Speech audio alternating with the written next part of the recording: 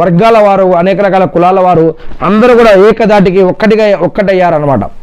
దైవ ప్రవక్త మొహమ్మద్ సుస్లం గారు పరమపదించిన తర్వాత ఇంతకాలం అయినప్పుడు ఇన్నా లిల్లాహి వ ఇన్నా ఇలైహి రాజిఊన్ మొహమ్మద్ సుస్లం గారి యొక్క సత్యమణులలో ఎంతమంది అప్పుడు జీవించి ఉన్నారంటే 9 మంది మాత్రమే. మొహమ్మద్ సుస్లం గారి సత్యమణులలో పెద్ద విద్వాంసురాలు ఎవరు అంటే ఉమ్ముల్ మొమినిన్ అమ్మ ఆయిషా రజల్లా గారు. ఆమెకు సహబియత్లలో అందరికంటే ఎక్కువ హదీసులు తెలుసు, మరియు ఆమె వద్దకు సహబాలు ఇస్లాంకు సంబంధించిన విషయాలు ఆమె దగ్గర నుంచి కూడా తెలుసుకునేవారు. దైవప్రవక్త మొహమ్మద్ సుస్లం గారి సత్యమణులలో రాయటం చదవటం ఎవరికి వచ్చేది అంటే ఉమ్ముల్ మొమినిన్ హఫ్సా రజల్లా గారికి చదవటము మరియు రాయటం కూడా వచ్చనమాట.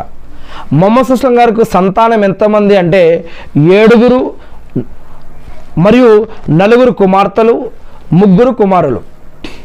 మొహమ్మద్ సుస్లం గారి యొక్క కుమారుల పేర్లు ఏంటంటే కాసిం రజల్లా గారు, అబ్దుల్లా రజల్లా గారు, ఇబ్రాహీం రజల్లా గారు.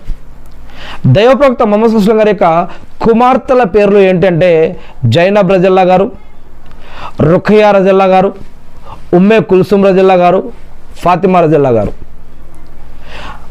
దైవప్రవక్త మొహమ్మద్ సుస్లం గారు మొత్తం సంతానం ఖదీజా రజల్లా గారితోనే కలిగిందా అంటే ఇబ్రాహీం రజల్లా గారు తప్ప మిగిలిన మొత్తం సంతానం కూడా ఖదీజా రజల్లా గారితోనే కలిగాను. ఇబ్రాహీం రజల్లా గారు మరియు కిప్తియా రజల్లా గారు కడుపున జన్మించారనమాట. దైవప్రవక్త మొహమ్మద్ సుస్లం గారి యొక్క కుమారులు బాల్యంలోనే మరణించారా అంటే అవును. ఇన్నా లిల్లాహి వ ఇన్నా ఇలైహి రాజిఊన్.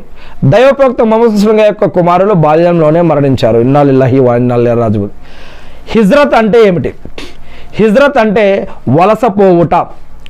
అంటే తన స్వస్థలంలో ఇస్లాం ధర్మం ప్రకారం జీవించడం, గడపడం కష్టమైతే ఆ ప్రాంతాన్ని, ఆ ప్రదేశాన్ని, అక్కడ ఉన్న వాటిని వదిలేసి వేరే ప్రాంతానికి ప్రయాణం అవటాన్ని హిజ్రత్ అని అంటారు. హిజ్రత్ ప్రయాణంలో మహాప్రవక్త మొహమ్మద్ సుస్లం గారు వెంట ఉన్నవారు ఎవరు? అబూబకర్ సిద్దిక్ రజల్లాహు అన్హు గారు. చంద్రుడు 2గా చీలిపోయినప్పుడు భాగాలుగా విడిపోయే మహిమ మొజీజా ఎలా జరిగిందంటే మక్కా వారు దైవప్రవక్త మొహమ్మద్ సుస్లం గారితో మీరు నిజంగా దైవప్రవక్త మొహమ్మద్ సుస్లం గారే కనుక అయితే ఏదైనా ఒక మహిమ చూపించండి అని కోరారు. అప్పుడు ప్రవక్త మొహమ్మద్ సుస్లం గారు ఒక దువా చేశారు అల్లాకి. తర్వాత అల్లా యొక్క అనుగ్రహంతో వేలుతో ఇలా సైగ చేస్తారు. చేయగా కొంతసేపు ఆ యొక్క చంద్రుడు 2గా విడిపోయిందని ఈ యొక్క మహిమ అప్పుడు జరిగిందని చెప్పడం జరుగుతుంది.